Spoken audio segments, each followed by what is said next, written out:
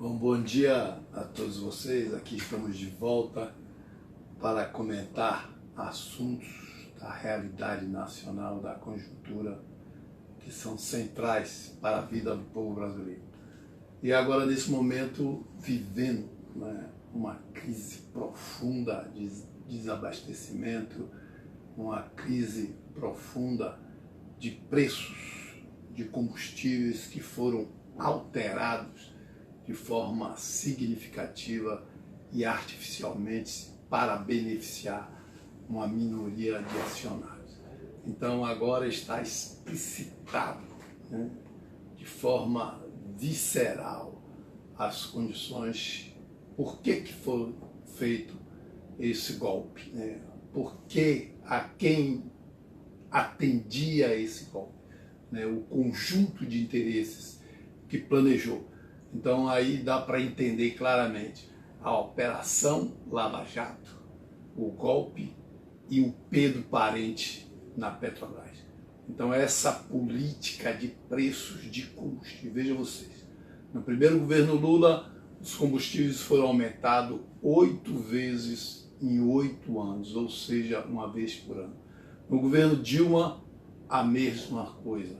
Então, tanto o ministro Manteiga, que garantia essa política, chegou a ser processado pelo Ministério Público, alegando que estava se prejudicando a Petrobras. E agora, neste governo, após o golpe, 229 vezes foram aumentados os preços dos combustíveis. E aí uma economia baseada no óleo diesel, o transporte rodoviário, a agricultura, as máquinas, todas elas utilizando esses combustíveis, vocês vejam aí que chegou a essa crise. Por que chegou a essa crise? Porque Pedro Parente é um agente estadunidense, ele é um agente do imperialismo. Ele foi para a Petrobras para poder construir uma política de favorecimento das grandes transnacionais petroleiras. Então, foi o que ocorreu, onde ele sucateou, ele esquartejou a Petrobras para vender aos pedaços, para privatizar, e aumentou 229 vezes o preço do combustível, equiparando ao preço internacional, equiparando ao dólar. Então o Brasil passou a exportar petróleo cru e importar, principalmente dos Estados Unidos, biodiesel, diesel e gasolina, diesel, Então esse diesel oriundo do petróleo, ele passou a ser refinado nas multinacionais do petróleo, tanto diesel como gasolina, e o Brasil passou a importar.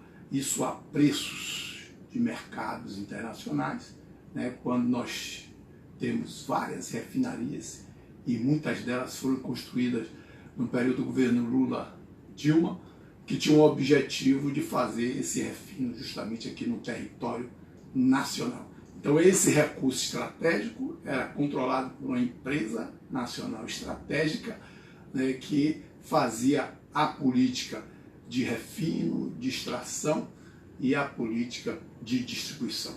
Então veja vocês, hoje ele entrega isso às multinacionais e os efeitos disso estão ocorrendo agora. Então é a política de preços praticada deliberadamente para beneficiar uma minoria de acionários da Petrobras e para beneficiar as transnacionais do petróleo.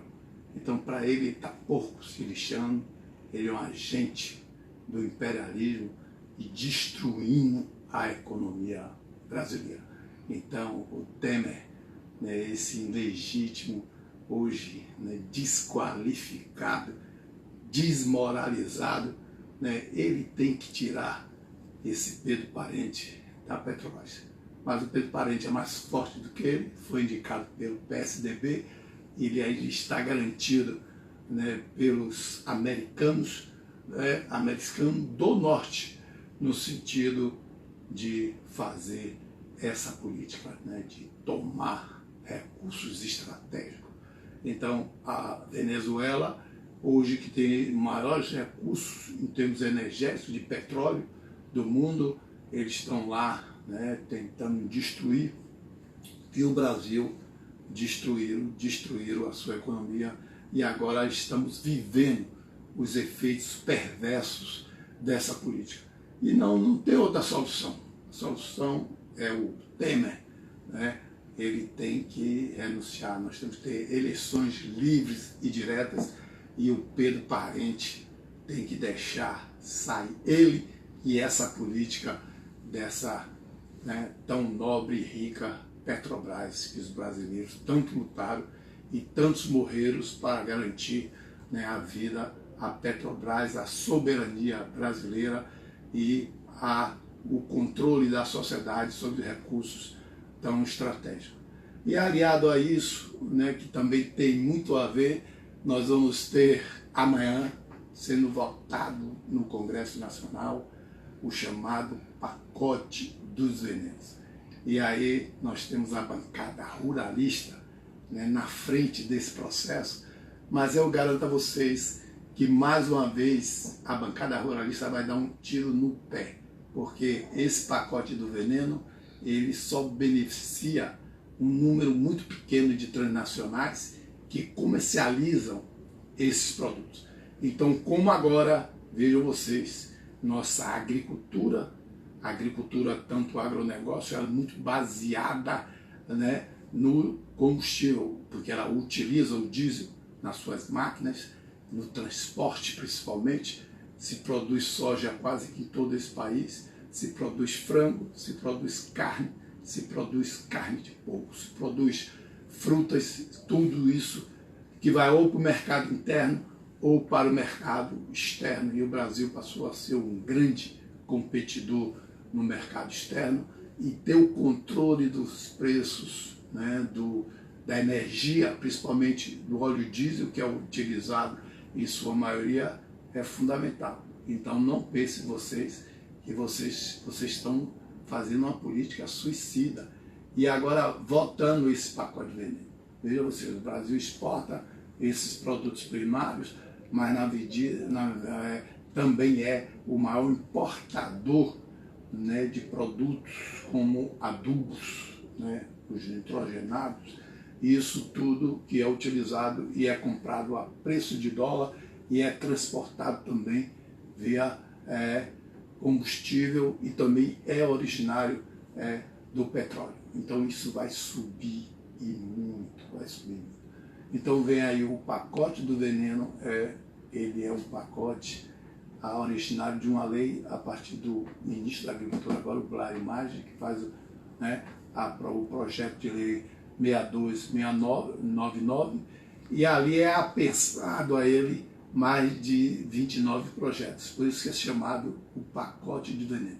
Qual é a essência, né, desses projetos? É justamente facilitar, flexibilizar, possibilitar o aumento desses produtos, né, que são venenos na nossa agricultura.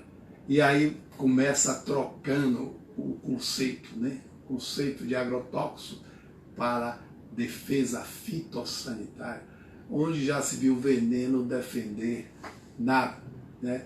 Ele tira desse credenciamento, desse licenciamento desses produtos, a participação da saúde pública através da Anvisa, que analisa os impactos da saúde do trabalhador e do consumidor e retira desse processo. Retira desse processo o IBAMA, que faz a análise dos impactos no meio ambiente.